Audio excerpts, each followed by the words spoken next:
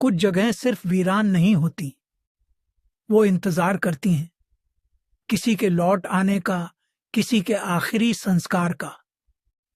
पर जब वो इंतजार लंबा हो जाए तो वहां परछाई ठहर जाती है, और कभी कभी वो परछाई सिर्फ देखती नहीं, खींच ले जाती है।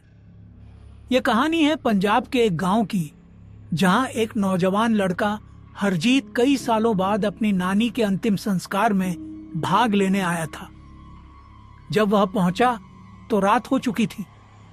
सब लोग श्मशान घाट से लौट चुके थे। पर उसके मामा ने एक बात कही, हरजीत, तू सुबह ही आ गया होता तो पिंड में शामिल हो जाता। अब तो बस बाकी है पिंड वाली रस्म की राख और रोटी रखना। सुबह सुबह हरजीत अपने मामा के साथ नदी किनारे गया। एक थाली में राख, रोटी और थोड़ा गुड़ रखकर उन्होंने उसे जमीन पर रखा। मामा बोले, हर बार जब किसी की आत्मा तृप्त नहीं होती तो वो खुद आकर पिंड ले जाती है, इसलिए इसे अकेले छोड़कर लौटना पड़ता है, बिना पीछे देखे। हरजीत ने पूछा, क्या वाकई कोई आता है? मामा मुस्कुराए, जो आता है वो दिखता नहीं, पर उसकी परछाई जरूर दिखती है। रात को हरजीत को नींद नहीं आई। वो हवेली की छत पर बैठा था। तभी उसे लगा कोई नीचे आंगन में चल रहा है। उसने देखा एक औरत की परछाई दीवार पर बन रही थी, पर नीचे कोई नहीं था। और फिर वही थाली जो सुबह नदी किनारे रखी गई थी, वो अब आंगन में पड़ी थी, पूरी भरी हुई।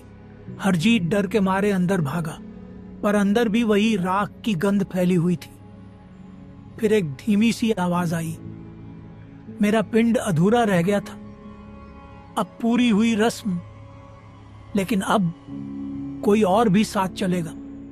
हरजीत को याद आया, उसकी माँ अक्सर कहती थी, तेरी नानी ने एक वक्त में कई स्त्रियों की आत्माएं बांध दी थीं, जिनका पिंड कभी नहीं किया गया, और अब वो आत्माएं लौटती हैं पिंड लेने के बहाने, बदला लेने के लिए।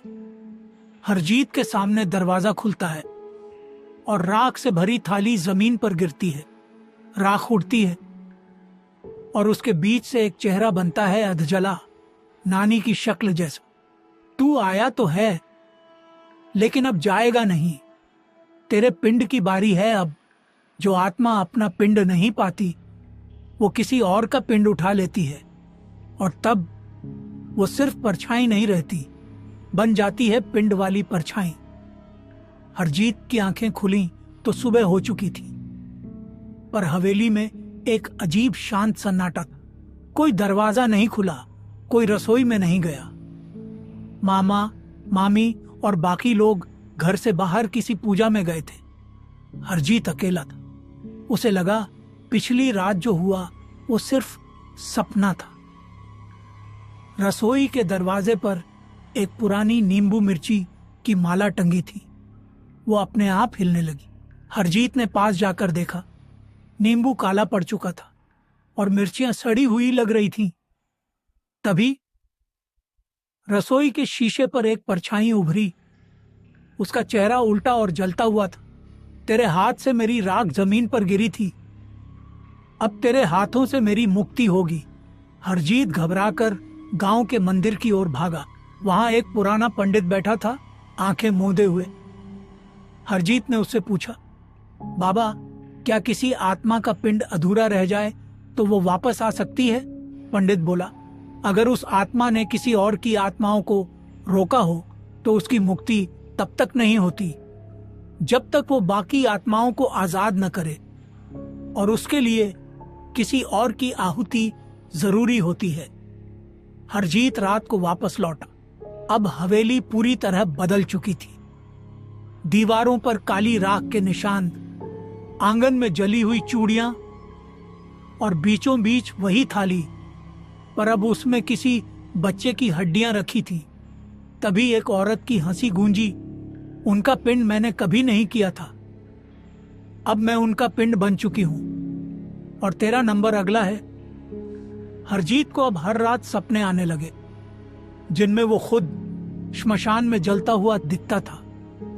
और उसकी नानी उसे हड्डियों से बनी माला पहना रही होती थी। वो चिल्लाता, जाग जाता, पर उसके गले में सच में काली राख लगी होती। अब मामा सब कुछ समझ गए। उन्होंने गांव से एक अघोरी तांत्रिक को बुलाया। तांत्रिक ने हवेली में प्रवेश करते ही कहा, यह हवेली अब एक आत्मा की नहीं, कई आत्माओं का पिंजरा बन चुकी है। इन्हें बांधने वाली स्त्री अब उन्हीं के पिंजरे में फंसी है और हरजीत अब उस पिंजरे की चाबी है।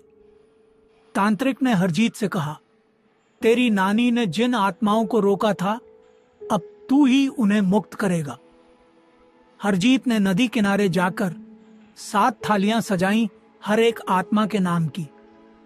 जब वो रस्म कर रहा था तो पानी में 7 परछाइयां उभरी। हर बार एक औरत की चीख के साथ एक परछाई पानी में समा जाती। अंत में उसकी नानी की परछाई आई, मुक्त कर दिया, पर तुझे साथ लेकर जाऊंगी। तभी तांत्रिक ने बीच में आकर मंत्र पढ़े और राख को नदी में बहा दिया। हवेली में सब शांत हो गया। हरजीत को अब सपने नहीं आते, पर जब वो वापस लौट रहा था, गाड़ी में पीछे शीशे में उसने देखा एक चेहरा बैठा था, चुपचाप। वही नानी। पिंड तो गया, पर रिश्ता अभी बाकी है। पिंड के साथ आत्माएं तो मुक्त हो गईं, लेकिन कुछ रिश्ते सिर्फ जन्मों से नहीं, मृत्यु से भी जुड़ जाते हैं। और ऐसे रिश्तों को कोई मंत्र नहीं तोड़ सकता। घर पहुंचा तो सब कुछ ठीक था, पर हर चीज अजीब रूप से शांत। उसने जैसे ही दरवाजा खोला, अंदर धूप बत्ती की महक फैली हुई थी, वही गंध जो गांव की हवेली में थी। तू मुक्त नहीं हुआ, तू सिर्फ और करीब आ गया है। रात को हरजीत ने बाथरूम के शीशे में वही परछाई देखी, पर इस बार चेहरा नहीं, आंखें थीं, जलती हुई, और दीवार पर किसी ने उंगली से राख से लिखा था, रिश्ता। हरजीत अब समझने लगा था कि नानी की आत्मा अब केवल हवेली तक सीमित नहीं रही।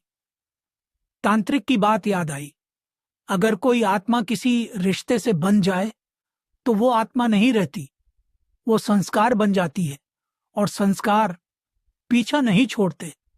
हरजीत को अपनी मां की एक पुरानी संदूक में नानी की लिखी एक डायरी मिलती है। डायरी के पन्नों में था, हर पिंड में मैं एक वचन बांधती थी। आत्मा मुक्ति नहीं मांगती थी, वो साथ मांगती थी। हर आत्मा जो मैंने बांधी वो अब मुझे बांध रही है, और मेरी मुक्ति तब तक नहीं होगी जब तक मेरा अपना कोई मुझे पूरी तरह से स्वीकार न करे। डायरी के अंतिम पन्ने में था, मेरी अस्थियां गांव में नहीं, शहर की यमुना किनारे बहाना, वहां जहां मैं तुझे पहली बार गोदी में लेकर आई थी। हरजीत कांप गया। क्या वो सिर्फ आत्मा नहीं रही? क्या वो अब भी एक नानी है? हरजीत अगले दिन यमुना किनारे गया। वहां जैसे ही उसने अस्थियों की राख को बहाया, पानी में एक महिला की आकृति उभरी, नानी की परब शांत। उसने कहा, अब मेरा पिंड पूरा हुआ, लेकिन तुझसे रिश्ता अधूरा नहीं रह सकता। अब मैं नहीं लौटूंगी, पर एक हिस्सा तेरा हमेशा मेरे पास रहेगा। कुछ साल बाद हरजीत की बेटी जन्म लेती है।